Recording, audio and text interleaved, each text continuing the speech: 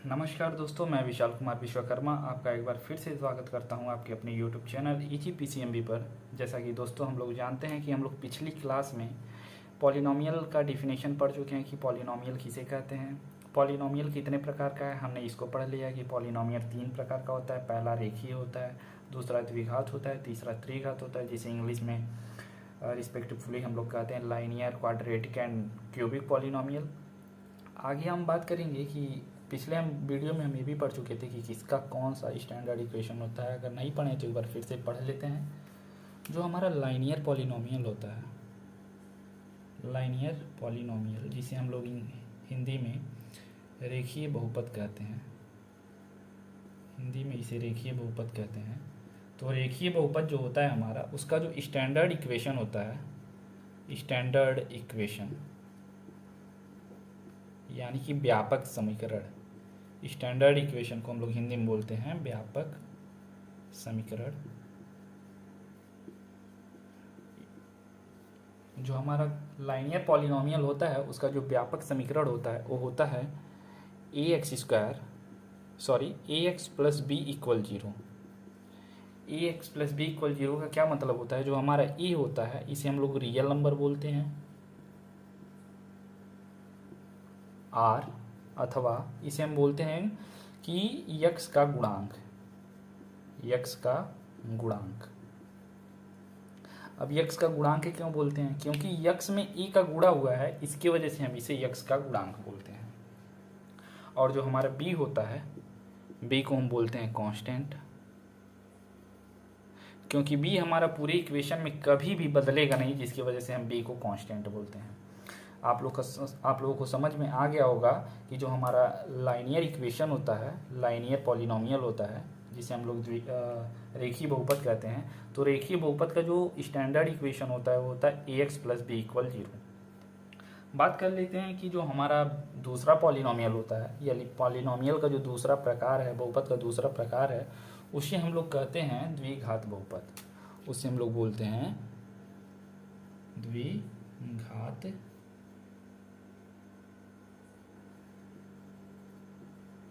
बहुपद। द्विघात बहुपद का क्या मतलब होता है? इसे हम लोग बोलते हैं क्वाड्रेटिक इक्वेशन। तो मैंने पिछली वीडियो में बता दिया था आप लोग को, क्वाड्रेटिक इक्वेशन वो किस इक्वेशन को कहते हैं जिसमें जो हमारा वेरिएबल होता है, वेरिएबल का मैक्सिमम पावर 2 होता है, उस टाइप की इक्वेशन को हम क्वाड्रेटिक इक्वेशन कहते हैं। जैसे कि आपके सामने एक इक्वेशन में लिख रहा हूँ, a x square plus b x plus c equal zero. हमारा इसमें जो वेरिएबल है, जिसे हम लोग हिंदी में बोलते हैं चर, जो हमारे वेरिएबल है उसे हम हिंदी में बोलते हैं चर, और इस इक्वेशन में एक्स है। तो इस इक्वेशन में जो एक्स हमारा वेरिएबल है, उसका जो मैक्सिमम पावर है, आप लोग देख रहे होंगे कि यहाँ पर मैक्सिमम पावर 2 है और यहाँ पर पावर 1 है। तो 2 और 1 में से सबसे ज़्यादा 2 है, 2 इज़ ग्रेटर देन 1, जिसकी वजह से एक्स का जो मैक्सिमम पावर 2 होने की वजह से हम इसे क्वाड्रेटिक इक्वेशन बोलेंगे, क्योंकि इससे अधिक कोई मैक्सिमम पावर वेरिएबल का है ही नहीं, इसलिए क्वाड्रेटिक इक्वेशन है। अगर इससे एक अधिक रहता, अगर पावर 3 रहता, तो हम उसे क्यूबिक इक्वेशन बोलते हैं। तो आई थिंक आप लोग को द्विघात बहुपद में समझ में आ गया होगा कि द्विघात बहुपद का जो स्टैंडर्ड इक्वेशन होता है वह होता है a x square plus b x plus c equal zero.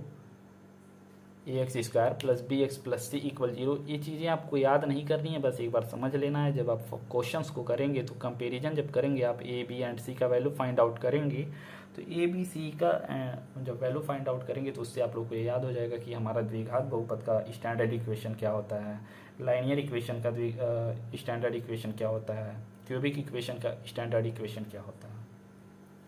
I think आप लोगों को द्विघात बहुपद भी समझ में आ गया होगा, द्विघात बहुपद का स्टैंडर्ड इक्वेशन भी लिखा गया है।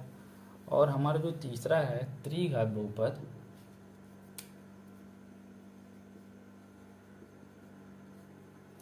त्रिघात बहुपद का मतलब एक ऐसा इक्वेशन, एक ऐसा बहुपद जिसमें जो हमारा वेरिएबल होता है उसका मैक्सिमम पावर 3 होता है, यानी क्यूबिक एक पॉलिनोमियल।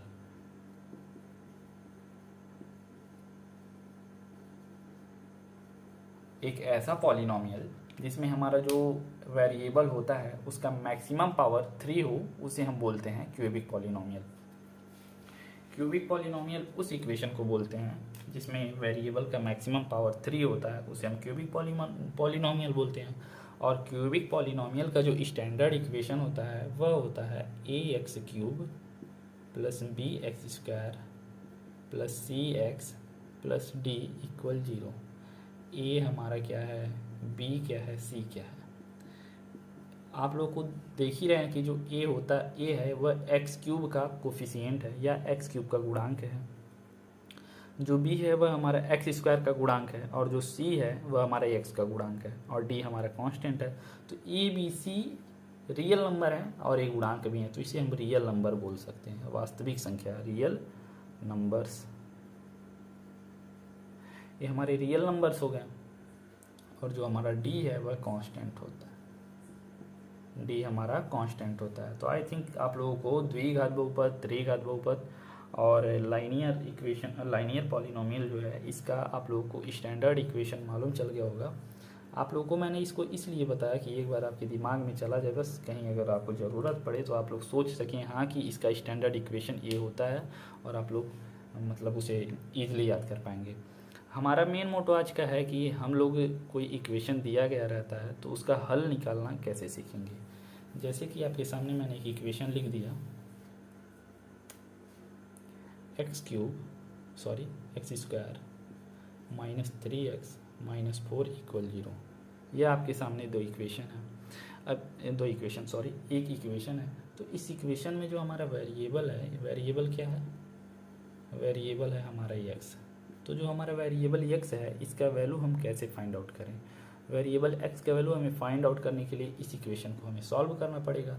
अब इस इक्वेशन को हम सॉल्व कैसे करते हैं, यानी एक द्विघात समीकरण को सॉल्व करके उसमें जो हमारा वेरिएबल होता है, जो हमारा चर वैल्यू होता है, उसका वैल्यू हमें कैसे निकालना है ये हम सीखेंगे। तो सबसे पहले बता दें हम कि कोई भी आपको इक्वेशन दिया रहेगा उसमें जो वेरिएबल होता है हमारा, उस वेरिएबल का कितना वैल्यू हम पॉसिबल कर सकते हैं उसको तो हम बिना कुछ किए बस इक्वेशन को देखकर बता सकते हैं। तो आप नोट बना के लिख लीजिए, नोट में जिस इक्वेशन का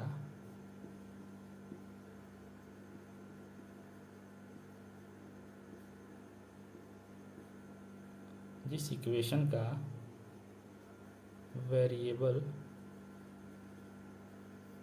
का जितना मैक्सिमम पावर होता है, जितना मैक्सिमम पावर होता है उसकी वेरिएबल का मान भी उसके वेरिएबल का मान भी उतना ही अलग अलग प्राप्त होता है, अलग अलग प्राप्त होता है। जैसे कहने का मतलब ये है आपका कि ये जो आपका इक्वेशन दिया गया है x² minus 3x minus 4 equal 0, तो जब हम इसे सॉल्व करेंगे तो हमारा x का जो वैल्यू निकलेगा वह वैल्यू 2 होगा। 2 होगा का मतलब कोई पहला वैल्यू कुछ और होगा, दूसरा वैल्यू कुछ और होगा, यानी कि 2 वैल्यू होंगे, अलग अलग होंगे। इसके कहने का मतलब यही है, क्योंकि जो हमारा वेरिएबल है इसका मैक्सिमम पावर 2 है। इसका मैक्सिमम पावर 2 होने की वजह से आप लोग समझ सकते हैं कि इसका जो हमारा जो हल होगा, यानी हल जो होगा उसका मैक्सिमम 2 वैल्यू प्राप्त होगा, क्योंकि इस पे मैक्सिमम पावर 2 है। बात कर लेते हैं हल क्या होता है। हल यानी कि जो इसका हल, जो हमारा वैल्यू प्राप्त होगा, जिसे हम लोग बोलते हैं हल, मूल, शून्यक, इसके कई नाम हैं और इसे अंग्रेजी में बोलते हैं सॉल्यूशन, दूसरा बोलते हैं जीरोज, और तीसरा बोलते हैं रूट्स। यानी कि इसकी इन तीनों नामों में से हिंदी में भी कोई 3 नाम आ सकता है, अंग्रेजी के तीनों नामों में से कोई एक 3 नाम आ सकता है। हल किसे कहते हैं, शून्य किसे कहते हैं, मूल किसे कहते हैं, जिसे इंग्लिश में सॉल्यूशन, जीरोज, रूट्स कहते हैं। तो सबसे पहले हम इसी को जान लेते हैं। हल किसी समीकरण का वह वैल्यू होता है जिसको रखने पर वह इक्वेशन सेटिस्फाइड होता है।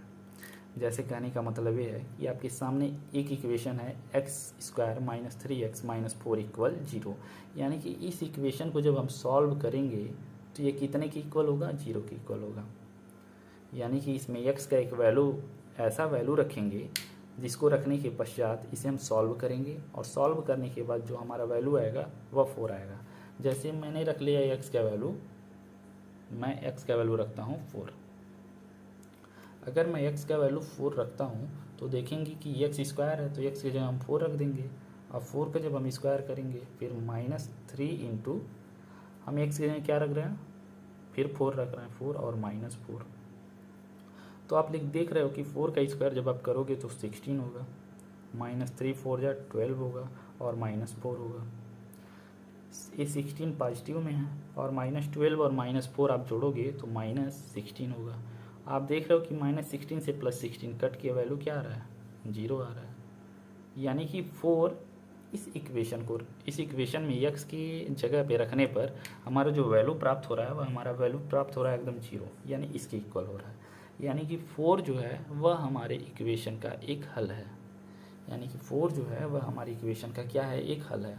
तो कहने का मतलब यही है कि जो हमारा वेरिएबल होता है उसका एक ऐसा वैल्यू जिसको रखने से पूरी इक्वेशन का वैल्यू सेटिस्फाइड हो जाए। अगर यहाँ 25 है तो इक्वल 25 आना चाहिए, यहाँ 10 है तो इक्वल 10 आना चाहिए, यहाँ 12 है तो इक्वल 12 आना चाहिए, यहाँ 0 है तो इक्वल 0 आना चाहिए। यानी कि हल किसी समीकरण का वह मान होता है जिसको रखने पर समीकरण का मान संतुष्ट होता है, उसे हम हल कहते हैं। हल कितने प्रकार के होते हैं यह आप देखकर बता सकते हैं कि इक्वेशन किस प्रकार का है। अगर इक्वेशन क्वाड्रेटिक इक्वेशन है तो हल 2 प्रकार के होंगे, 2 हल प्राप्त होंगे। अगर इक्वेशन हमारा क्यूबिक इक्वेशन है तो हमें 3 हल प्राप्त होंगे, और इक्वेशन हमारा 4 है तो हमें 4 हल प्राप्त होंगे। जैसे इक्वेशन बस हमारा जो इस चैप्टर में पढ़ना है पॉलिनॉमियल के, वह बस हमें क्वाड्रेटिक इक्वेशन ज़्यादा फोकस करना है, और थोड़ा सा हमें क्यूबिक इक्वेशन फॉलो करना है, फोकस करना है। तो आइए बात करते हैं कि इस हल को हम निकालेंगे कैसे। तो आपको इस हल को निकालना है तो सबसे पहले क्या करना पड़ेगा, जो हमारा कांस्टेंट टर्म है जो है 4, और जो हमारा x² का फैक्टर है जो है 1, तो कांस्टेंट टर्म और x² का फैक्टर इन दोनों में हमें क्या करना है, मल्टीप्लाई करना है। तो x² का फैक्टर हमारा 1 है और कांस्टेंट हमारा 4 है, इसका मल्टीप्लाई करेंगे तो हमारा वैल्यू आएगा 4। अब जो हमारा वैल्यू आया है इस वैल्यू का हमें इस तरीके से फैक्टराइजेशन करना है कि हमें घटाने पर 3 प्राप्त हो और गुणा करने पर 4 प्राप्त हो। तो आप लोग तो जान रहे हो किसी भी तरीके से इसका गुणा करोगे तो 4 ही आएगा, क्योंकि 4 का ही फैक्टराइजेशन किए हैं। तो गुणा करने पर हमेशा वैल्यू प्राप्त होगी, इसकी कोई टेंशन नहीं लेनी है। हमें टेंशन इसकी लेनी है कि हमें इसका फैक्टराइजेशन जो हम किए हैं उसका एक ऐसा वैल्यू हमें प्राप्त करना है कि घटाने पर 3 प्राप्त हो और गुणा करने पर 4 प्राप्त हो। जैसे कि मैं आपके सामने 2 एग्जाम्पल लिख रहा हूँ कि 2 और 6 2 नंबर हैं, हमें इसको इस तरीके से लिखना है कि घटाने पर 4 प्राप्त हो और गुणा करने पर 12। 2 और 6 का गुणा करेंगे तो हमें 12 मिल जाएगा, और 2 और 6 में से 6 में से 2 घटाएंगे तो 4 ही मिल भी जाएगा हमको। यानी इन्हीं दोनों वैल्यू का गुणा करके 12 भी लाना है, और इन्हीं दोनों वैल्यू को जोड़ घटा के हमें 4 भी लाना है। तो सेम हमको वही प्रोसेस इसमें भी करना है कि यह जो हमारा 4 वैल्यू आया है इसका एक ऐसा फैक्टराइजेशन करना है कि गुणा करने पर हमें 4 प्राप्त हो, गुणा करने पर 4 प्राप्त हो, और हमें उसको घटाने पर जिन 2 अंकों का गुणा कर रहे हैं और हमें 4 प्राप्त हो रहा है, इन्हीं दोनों अंकों को घटाने पर हमें 3 प्राप्त हो। अभी आप बात कहेंगे कि सर घटाने पर ही क्यों 3 प्राप्त हो, जोड़ने पर क्यों 3 प्राप्त नहीं हो। तो ये डिपेंड करता है हमारे वेरिएबल पे, हमारे कांस्टेंट पर। अगर हमारा कांस्टेंट नेगेटिव है, जब कांस्टेंट हमारा नेगेटिव होगा तो हमें हमेशा घटाने पर वैल्यू प्राप्त करना है। यानी कि जो हमारा x का कोफिशिएंट जो 3 है या कुछ भी रहेगा उसका जो वैल्यू हमें फाइंड आउट करना रहेगा वह हमेशा घटाने पर करना रहेगा। कब? जब हमारा कांस्टेंट निगेटिव रहेगा। अगर हमारा कांस्टेंट पॉजिटिव है, अगर कांस्टेंट हमारा पॉजिटिव है तो जो हमारा जो बीच का वैल्यू यानी x का जो कोफिशिएंट है या x का जो गुणांक है वह हमेशा जोड़ने पर प्राप्त करना रहेगा। जैसे कि यहाँ पर हम कह रहे हैं कि 4 और 1 का एक यानी जो मल्टीप्लाई किए हैं 4 आया है उसका एक ऐसा फैक्टर करना है कि हमें घटाने पर 3 प्राप्त हो और गुणा करने पर 4। तो आप कह रहे हो कि 4 इंटू 1 हो जाएगा हमारा 4 एंड 4 माइनस 1 इक्वल 3। लेकिन अगर यही हमारा पर प्लस रहता तो 4 माइनस 1 ना करके हमें 4 प्लस 1 करके किसी भी तरीके से 3 लाना रहता है, जो डिपेंड करता है कांस्टेंट पर। तो आई थिंक आप लोग यहाँ तक समझ गए होंगे। आइए बात करते हैं आगे की। तो जब आप 4 और 1 का मल्टीप्लाई की हो तो हमारा रिजल्ट आया है 4, और 4 का हमें एक ऐसा फैक्टर करना है कि घटाने पर, क्योंकि घटाना क्यों, क्योंकि आप लोग समझ ही गए हैं कि घटाना हमें इसलिए है क्योंकि हमारा कांस्टेंट निगेटिव है। तो जब हम घटाएंगे तो 3 लाना है। तो 4 का एक ऐसा फैक्टर करना है जिसकी वजह से घटाने पर 3 आए और गुणा करने पर 4 आए। तो आप देख रहे हो 4 इंटू 1 हमारा फैक्टर क्या आ रहा है 4, और 4 माइनस 1 इक्वल 3 आ रहा है। तो आप यहाँ आसानी से लिख सकते हो एक्स स्क्वायर माइनस 4 की जगह हम 4 माइनस 1 लिख सकते हैं, ए एक्स हो जाएगा, ए माइनस 4 इक्वल 0। आप लोगों को इतना समझ में आया। अब एक्स स्क्वायर, अब एक्स का अंदर गुणा कर दीजिए तो 4 इंटू एक्स 4x हो जाएगा, माइनस है 1 इंटू एक्स हो जाएगा, और minus 4 equal 0। X square minus, अब देखिए हम ब्रैकेट को हटा रहे हैं, और जब ब्रैकेट को हटाएंगे और बाहर माइनस साइन होगा, जब ब्रैकेट को हटाएंगे और बाहर माइनस साइन होगा तो ब्रैकेट के अंदर जितने भी साइंस हैं वह चेंज हो जाएंगे। जैसे यहाँ पर है प्लस, तो यहाँ पर प्लस है, और जब आप ब्रैकेट हटाओगे तो प्लस इंटू माइनस हमारा माइनस 4x हो जाएगा, और यहाँ माइनस x है तो ये हो जाएगा प्लस x, और माइनस 4 इक्वल 0। आई थिंक यहाँ तक आप लोग को समझ में आ गया होगा। अब देखिए आप लोग को एक्स स्क्वायर और 4x में क्या कॉमन है, एक्स स्क्वायर और 4x में क्या कॉमन है। कॉमन का क्या मतलब होता है, एक ऐसी संख्या जो इसमें भी हो इसमें भी हो, यानी दोनों में हो। तो आप देख रहे हो कि इसमें 4 है लेकिन यहाँ पर 4 नहीं है, इसमें यह भी x है और इसमें भी x है, यानी x इन दोनों में क्या है, कॉमन है। x का कितना पावर कॉमन है, तो आप कहोगे यहाँ तो एक्स स्क्वायर है और यहाँ x है। अगर आप एक्स स्क्वायर कॉमन ले रहे हो तो यहाँ तो बस x ही है, तो यहाँ से आप एक्स स्क्वायर कॉमन नहीं ले सकते हो। अगर आप x कॉमन ले रहे हो तो आपका यहाँ पर x मिल जाएगा, क्योंकि x यहाँ 2 बार है, तो एक x ले लोगे तो कोई बात नहीं है, और यहाँ से एक x चला जाएगा तब भी कोई बात नहीं है। अगर आप एक्स स्क्वायर कॉमन लेते तो यहाँ से 2x स्क्वायर तो निकल जाता, एक्स स्क्वायर निकल जाता, बट यहाँ एक ही x है तो एक x आप कहाँ से लाते, जो गड़बड़ हो जाता है, जिसकी वजह से कॉमन सिर्फ वही लेते हैं जो दोनों में उभयनिष्ठ हो। तो आप x देखोगे दोनों में है, तो जो कॉमन ले लेते हैं, तो कॉमन लेने के पश्चात जो वैल्यू हम कॉमन लेते हैं और जिनमें से कॉमन लेते हैं उनमें भाग देते हैं। तो हम जो x कॉमन लिए हैं, किससे कॉमन लिए हैं, एक्स स्क्वायर से कॉमन लिए हैं। तो जब आप x से एक्स स्क्वायर में भाग दोगे तो हमारा वैल्यू आएगा x, 2x है, एक x कट जाएगा, एक x बचेगा, माइनस फिर x से आप 4x में भी डिवाइड करोगे क्योंकि आप इसमें से भी कॉमन लिए हो, तो यहाँ पर वैल्यू हमारा -4 आएगा। इसको आप ब्रैकेट में कर लो। अब यहाँ पर आपका साइन है प्लस, जब साइन है तो यहाँ देखोगे आप जो हमारा x माइनस 4 ब्रैकेट में वैल्यू आ रहा है, सेम वैल्यू यहाँ पर आउट ऑफ ब्रैकेट है। तो आप यहाँ भी कुछ कॉमन लेना है। कॉमन इसलिए लेना है क्योंकि हमें पेयर बनाना है। पेयर बनाने के लिए आप यहाँ पर क्या कॉमन लोगे, चूँकि आप तो यहाँ कॉमन कुछ दिख ही नहीं रहा है, जिसकी वजह से आप यहाँ 1 कॉमन लोगे, क्योंकि 1 कॉमन लेने से कोई इफेक्ट नहीं पड़ता है। जब आप 1 कॉमन लोगे और इसे सिंपली x माइनस 4 लिख सकते हो इक्वल 0।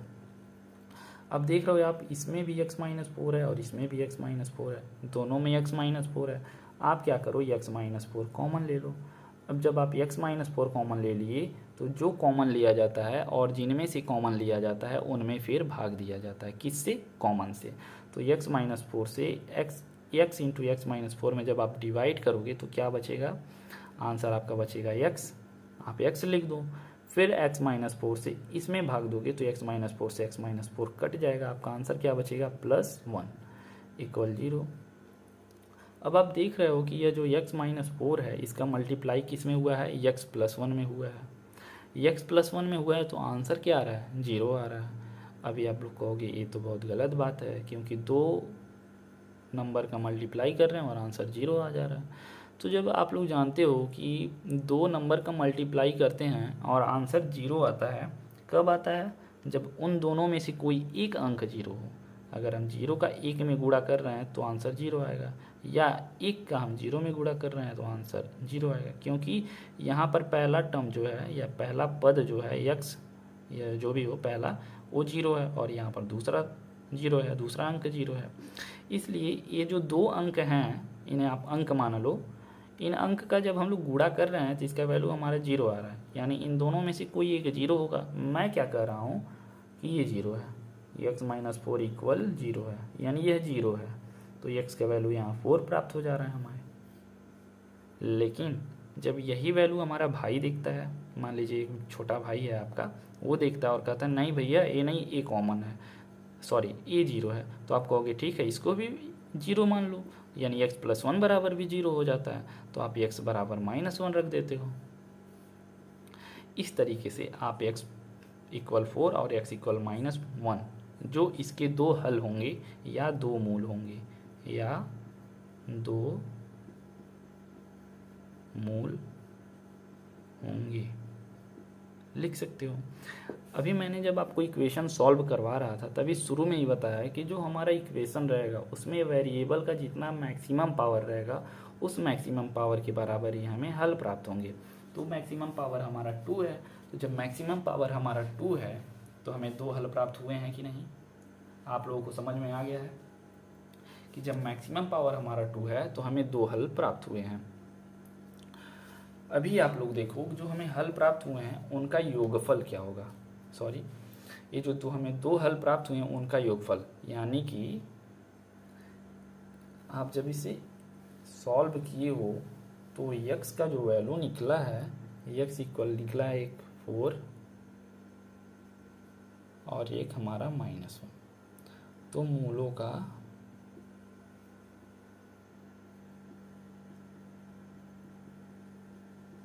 योगफल।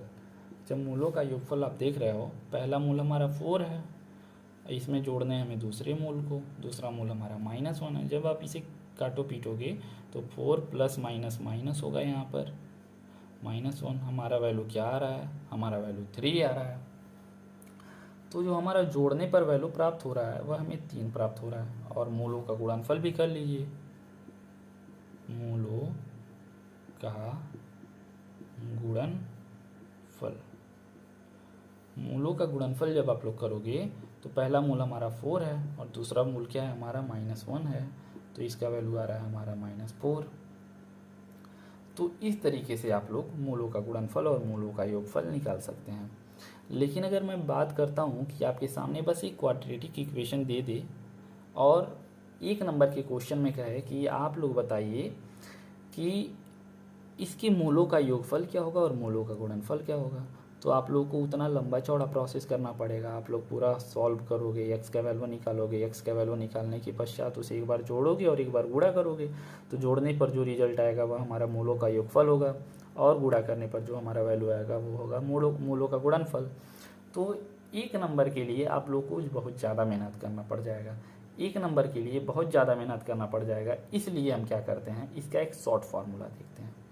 शॉर्ट फार्मूला क्या देखते हैं कि जो मूलों का योगफल होता है, सबसे पहले तो आप लोग इसे कंपेयर करो। क्वाड्रेटिक इक्वेशन का जो हमारा व्यापक समीकरण होता है वह क्या होता है, आप लोग को याद है, जो हमारा क्वाड्रेटिक इक्वेशन होता है उसका व्यापक समीकरण होता है ax² plus bx plus c equal 0। ax² plus b plus c bx plus c equal 0 होता है। और ये हमारा क्वाड्रेटिक इक्वेशन क्या है, x² minus 3x minus 4 equal 0। तो सबसे पहले तो हमें इस इक्वेशन को इस इक्वेशन के फॉर्म में लाना है। तो मैं क्या कह रहा हूँ, x² को ऐसे ही लिख दे रहा हूँ, x²। यहाँ पर व्यापक इक्वेशन जो है हमारा स्टैंडर्ड इक्वेशन है, वहाँ पर प्लस है और जो दिया गया इक्वेशन है वहाँ पर माइनस है। मैं इसको भी प्लस लिख रहा हूँ। जब प्लस लिख रहा हूँ तो मैं इसके वैल्यू को तो नहीं चेंज कर सकता ना, मैं घुमा फिरा के सेम कम वही करूँगा, लेकिन बस इसको दिखने में इसके तरह लाऊंगा। मैं इसे लिख रहा हूँ -3 और x। अब आप लोग कहोगे यहाँ पर प्लस है तो प्लस bx होना चाहिए, तो प्लस b की जगह हमारा -3 हो गया।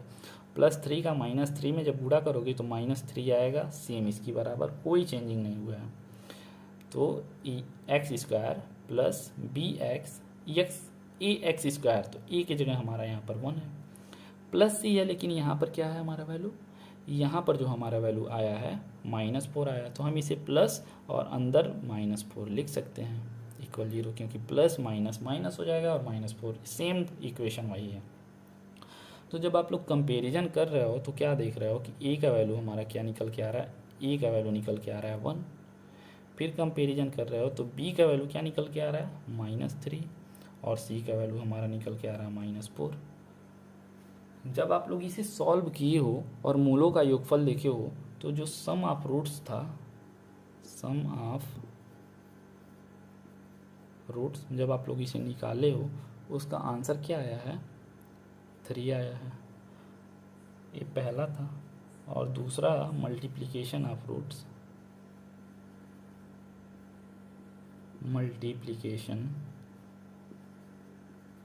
ऑफ रूट्स जब आप लोग निकाले हो दूसरा, तो क्या आया था, -4 आया था, यही आपका वैल्यू आया था, सॉरी। तो अभी आप लोग देखो यहाँ पे जो मैं शॉर्ट फार्मूला बताऊंगा, ये होगा पहला मूलों का योगफल, ये हमारा क्या है, ये हमारा है फॉर्मूला। मूलों का योगफल बराबर होगा -b/a। -b/a क्या होगा, अब देखो माइनस ऑलरेडी है, -b का क्या मतलब होगा, b क्या है, यहाँ पर देखिए आप लोग, b जो है x का क्या है, गुणांक है, यानी जो -b है वह क्या है, x का गुणांक, बटे e क्या है, आप लोग वहाँ कंपेरिजन करेंगे तो e जो है वह x² का गुणांक है, x² का गुणांक, यानी जो मूलों का योगफल होगा वह क्या होगा, -b/a। अगर मैं मूलों को मान लेता हूँ, दो मूल हैं, पहला मूल अल्फ़ा है और दूसरा मूल बीटा है, यानी कि alpha plus beta equal -b/a, sorry, जो हमारा अल्फ़ा प्लस बीटा होगा ये -b/a या -x का गुणांक बट्टे x² का गुणांक।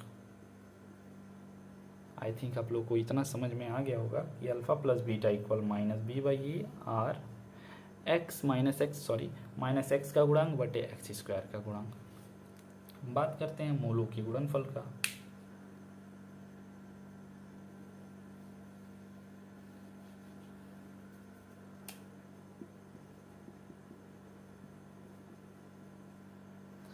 जो हमारा फॉर्मूला दूसरा है,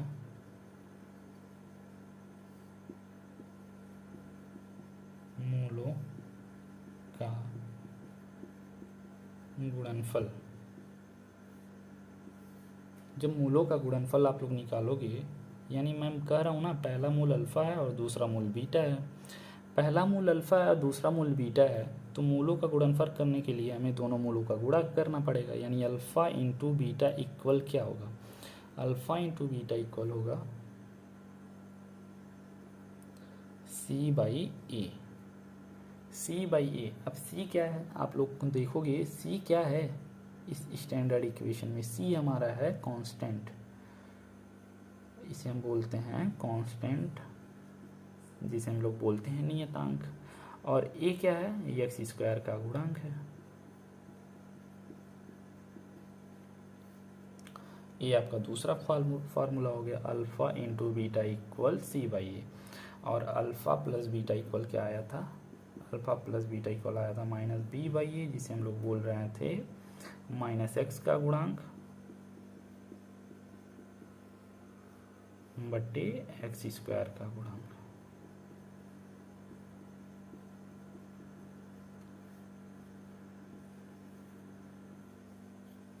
कभी कभी एग्ज़ाम में पूछ लेता है कि इक्वेशन ना दे के ये बोल देता है कि जो हमारा इक्वेशन है उसमें एक्स स्क्वायर का गुणांक जो है वह 4 है और एक्स का गुणांक हमारा 3 है और जो हमारा वेरिएबल है हमारा -4 है। सॉरी, वेरिएबल कह रहे हैं, कांस्टेंट जो है वह हमारा -4 है। तो आप मूलों का योगफल निकालो। तो आप उस कंडीशन में अगर a minus b by a, c by a, इस तरीके से फार्मूला अगर लर्न किए हो तो आप लोगों को दिक्कत हो सकती है, क्योंकि आप लोग को ये वाला फार्मूला भी साथ में लर्न रहना पड़ेगा।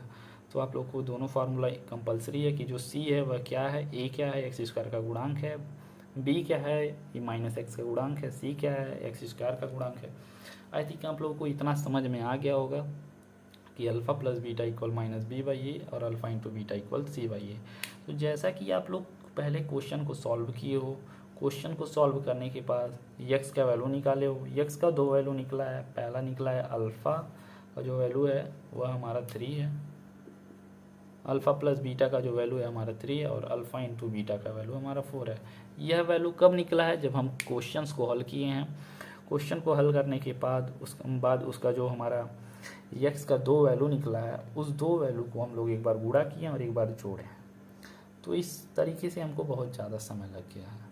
लेकिन अगर हमें फार्मूला याद है, जैसे हमें क्या निकालना था, अल्फ़ा प्लस बीटा। जैसे 1 नंबर का क्वेश्चन पूछता है कि हमारा इक्वेशन है और इसमें अल्फ़ा प्लस बीटा का वैल्यू आप लोग बताइए, यानी अल्फ़ा प्लस बीटा मोलों का योगफल बताइए। तो अल्फ़ा प्लस बीटा इक्वल क्या होता है? आप लोग जानते हो कि माइनस बी बाई ए। और पहले से ही आप लोग इस इक्वेशन का इसके स्टैंडर्ड इक्वेशन से कंपैरिजन करके ए बी एंड सी का वैल्यू फाइंड आउट कर चुके हो। तो ए का वैल्यू हमारा क्या है? 1, सॉरी हमारा माइनस है। बी का वैल्यू क्या है? -3। ए का वैल्यू क्या है? हमारा 1। तो अल्फ़ा प्लस बीटा इक्वल क्या आया? 3 आया। ये आप फार्मूला से फाइंड आउट किए हो और पहले जो फाइंड आउट किए थे आप, वह हमारा ट्रेडिशनल मेथड था, बेसिक मेथड था। तो बेसिक मेथड से जब आप लोग निकाले हो तो हमारा 3 आया है और जब आप फार्मूला से डायरेक्ट निकाल रहे हो तब भी 3 आ रहा है। No difference between this two terms. तो आप लोग को याद क्या करना है? Alpha plus beta equal minus b by a. अब अल्फ़ा इंटू बीटा जब आप लोग ट्रेडिशनल से निकाल के आप इसको गुणा किए हो तो -4 आया। देखते हैं फार्मूला से क्या आता है। अल्फ़ा इंटू बीटा इक्वल, मैंने फार्मूला ये लिखवाया कि c by a. C is the constant and a is the coefficient of x square. तो जो हमारा सी का वैल्यू है क्या है? -4, जो यहाँ पर लिखा है सी इक्वल -4। ए का वैल्यू हमारा 1 है, यानी इसका वैल्यू -4 आ रहा है। इस तरीके से आप लोग जान सकते हैं कि अल्फ़ा प्लस बीटा का वैल्यू कैसे आप लोग निकालोगे। अल्फ़ा प्लस बीटा का वैल्यू, अल्फ़ा इंटू बीटा का वैल्यू। अगर कोई इक्वेशन दिया हो तो उसमें सिर्फ मूल निकालने के लिए, शून्य या जीरोज़ निकालने के लिए कह दे तो आप उसे कैसे निकालोगे। और आप उसे निकालने के लिए अगर उसमें कोई और कॉम्प्लीमेंट नहीं दिया है तो आप लोगों को कुछ नहीं करना पड़ेगा, उसका फैक्टराइजेशन करना पड़ेगा और जो वेरिएबल होता है उसका जो वैल्यू प्राप्त होगा वही वैल्यू हमारे उस इक्वेशन का मूल होगा। आई थिंक आप लोग को इतना वीडियो समझ में आया होगा। अब हम लोग नेक्स्ट वीडियो में बात करेंगे कि अगर कोई क्यूबिक इक्वेशन हो तो क्यूबिक इक्वेशन में alpha plus beta plus gamma, अब उसमें गामा का भी वैल्यू आ जाएगा क्योंकि वह क्यूबिक इक्वेशन है और उसमें जो वेरिएबल है उसका मैक्सिमम पावर 3 होगा। इसलिए हमें जो जीरोज मिलेंगे या हल जो मिलेंगे, मूल जो मिलेंगे, वह भी 3 मिलेंगे। और जब 3 मिलेंगे तो तीनों का योग क्या होगा, तीनों का डिफरेंस क्या होगा, तीनों का गुणनफल क्या होगा। स्किप करने से वीडियो, सबसे पहले एक बार हम फिर से एक ऐसे क्वेश्चंस को सॉल्व करते हैं जो क्वाड्रेटिक इक्वेशन हो और क्वाड्रेटिक इक्वेशन के साथ साथ उसे हम हल करके उसका जो एक्स का वैल्यू, जो वेरिएबल का वैल्यू है, उसे निकालना सीख लेते हैं। तो आपके पास फिर से एक क्वाड्रेटिक इक्वेशन है जिसका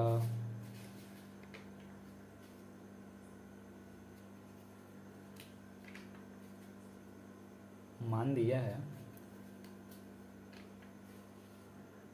x square plus 7x plus 10, x square plus 7x plus 10 equal 0। अब इसमें पूछा क्या है, इसके हल बताइए, इसके हल बताइए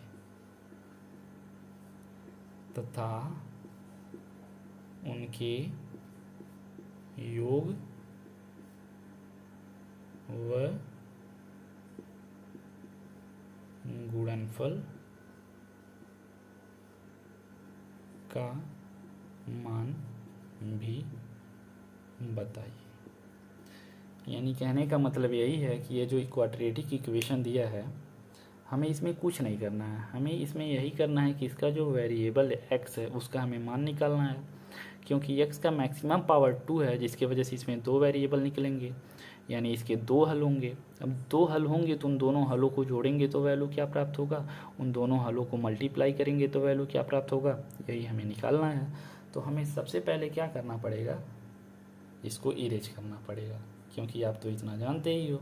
जब आप इसे इरेज कर दोगे और इसे सॉल्व करना चाहते हो आगे, तो मैंने कॉन्सेप्ट क्या मेथड पहले मैंने 1 बताया है कि पहले आप कांस्टेंट का एक्स स्क्वायर के फैक्टर से मल्टीप्लाई करोगे, एक्स स्क्वायर का जो गुणांक है उससे आप मल्टीप्लाई करोगे, तो कांस्टेंट हमारा क्या है 10, और जब इसका एक्स स्क्वायर का जो हमारा फैक्टर है, जो गुणांक है 1, उससे जब मल्टीप्लाई करोगे तो आंसर आएगा 10।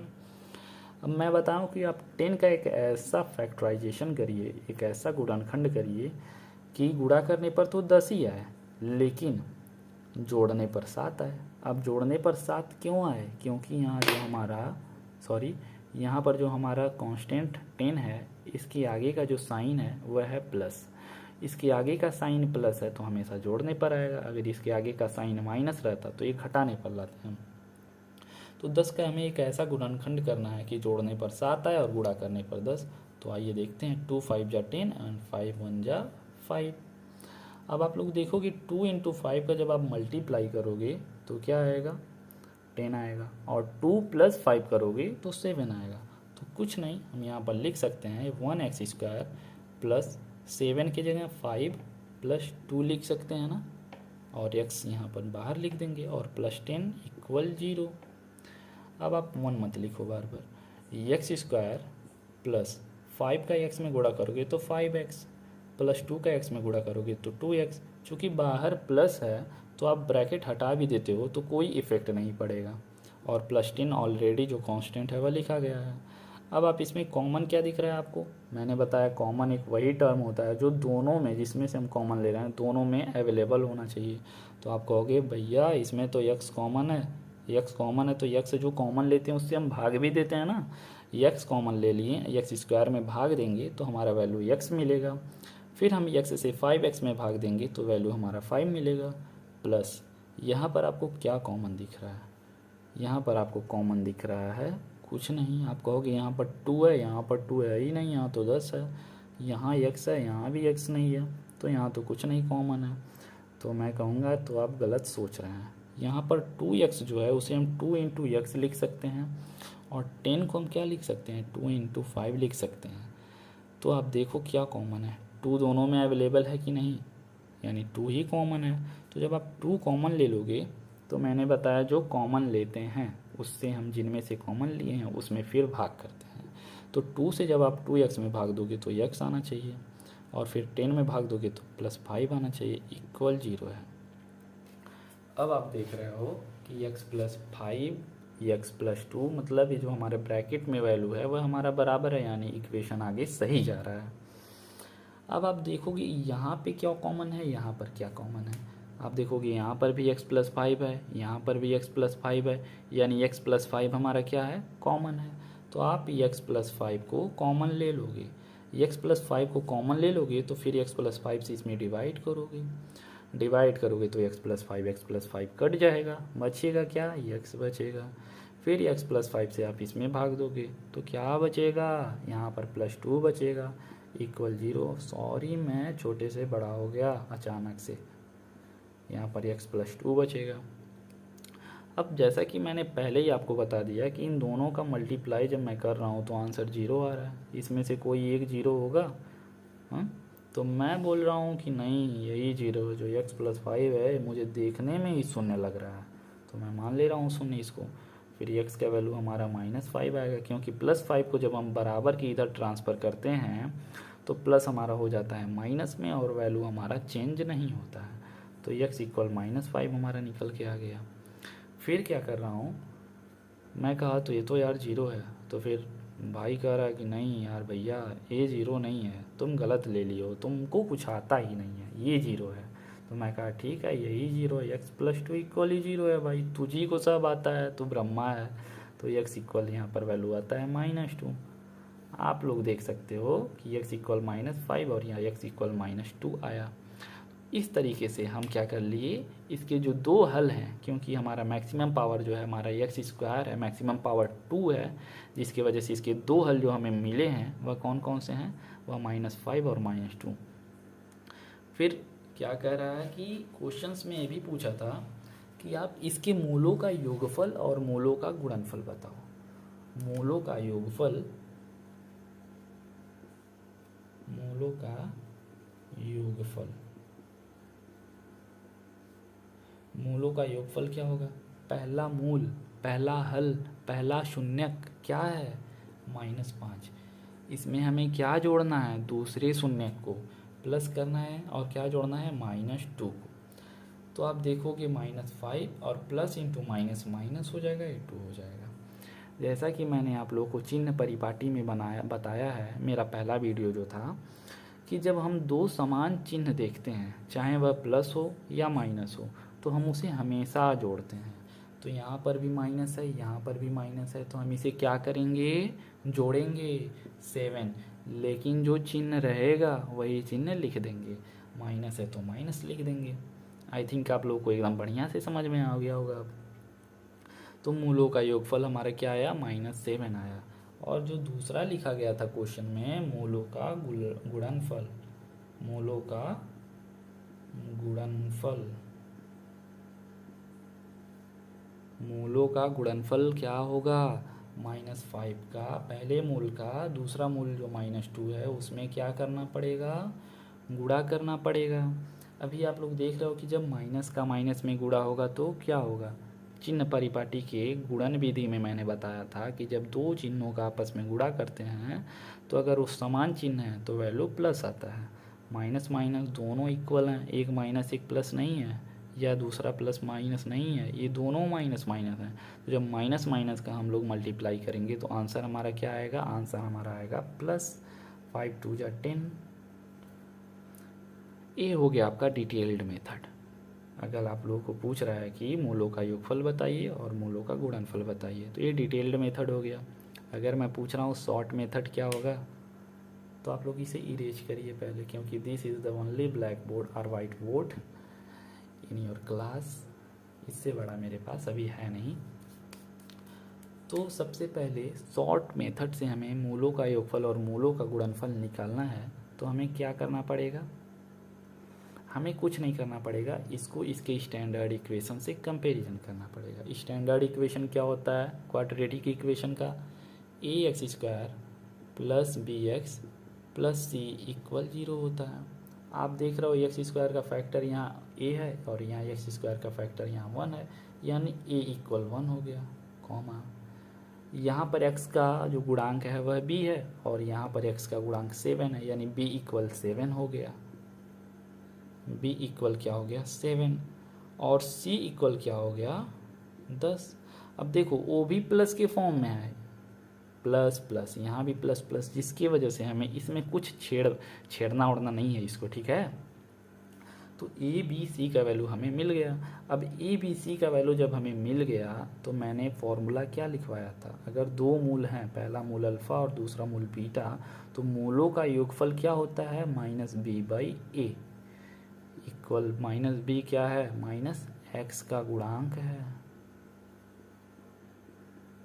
यानी x के साथ हमेशा रहता है कौन, b, और a क्या है, x² का गुणांक है।